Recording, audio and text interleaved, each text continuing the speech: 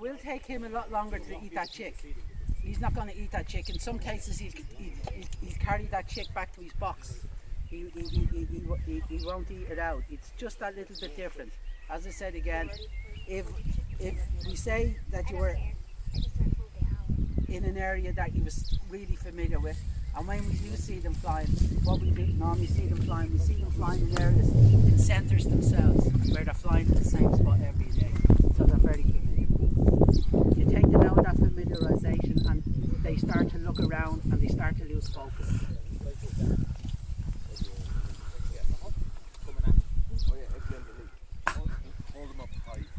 Yeah, and always never look down on them. If you look down on them, they see it as a threat. And never stare them into the face, particularly when you're training birds. You never look at them straight. You never eyeball them because they see that as a threat. If somebody eyeballed you, you'd see it as a threat. If somebody was staring at you. So you don't stare at them. When you feed them, you look away from them. You try to keep them shoulder length so that they don't feel threatened by you. And that's called manning. Or woman.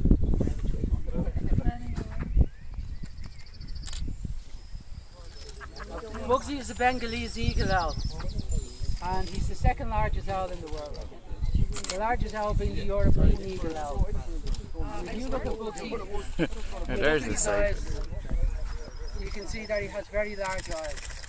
And if any of us had eyes the same size as Bugsy, he'd be the size of thinner face.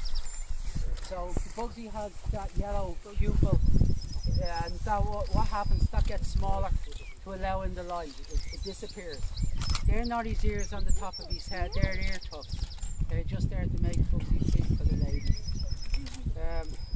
You can see Bugsy is a Bengalese eagle owl.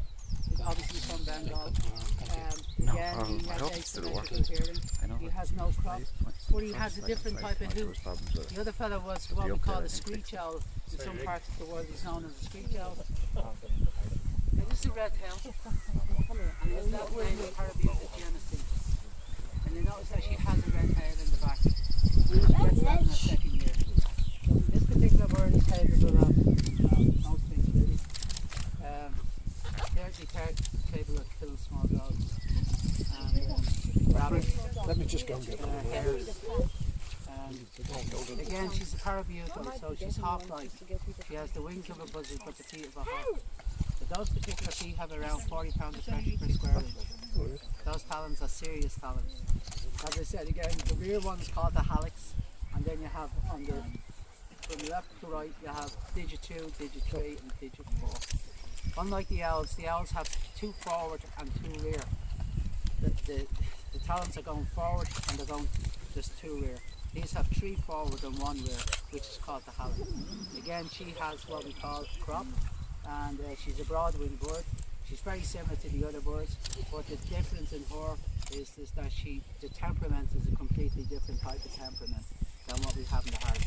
She's not a docile, she doesn't give us that sort of flying ability all the time.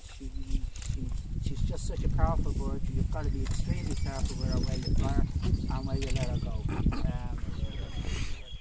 This is a falcon, this is a Lanark falcon. He's from North Africa right down into the Mediterranean. It's possibly further down. You can see the slim build of him. And you can see the pointy wings. As I said again, his feathers are not in a great state. He's molting as well. But he has what we call a terminal tooth. So he'll kill with the beak. He'll hit the bird out of the sky. This was the fella that I wanted to fly tonight. And he'll hit it out of the sky. And when he hits it out of the sky, he'll land on its back. And he'll use the 5th tooth there, which is there. It's a notch in the beak. And he just snapped the spinal column. He doesn't kill with his feet, and you can see that his feet and his toes is quite long. Again, he has the same thing. He has the hallux at the back and the 3 toes facing forward. He's a long-winged bird, and you can see the wings pointed. Can you see them? Yeah. Then there's fresh bird. There's lots of different types of birds. You can take them away from the birds that are near the edge. Another one, tawny owl. I don't know if anybody have ever seen a tawny owl or not. This is a tawny owl, and he's one of the 5 species that's in the United Kingdom. The 5 species that's in the United Kingdom is the long-eared owl, the short-eared owl, the barn owl, the little owl and the tawny owl. We have 3 species here. We have the barn owl, the long-eared owl and the short-eared owl. That's what we have. basically the same. He's a nocturnal bird. He's a lovely little thing. He's a lovely little thing. Yeah, just in a few minutes and and you can see by him, like, he's a completely different type of colouring, but he's the very same as the last owls that we have. He keeps making that little screech all the time. He makes a lovely hoo at night time when he's in his box. He makes a lovely little hoo, but he's a lovely little thing. And as I said again, you can see by him because the imprint.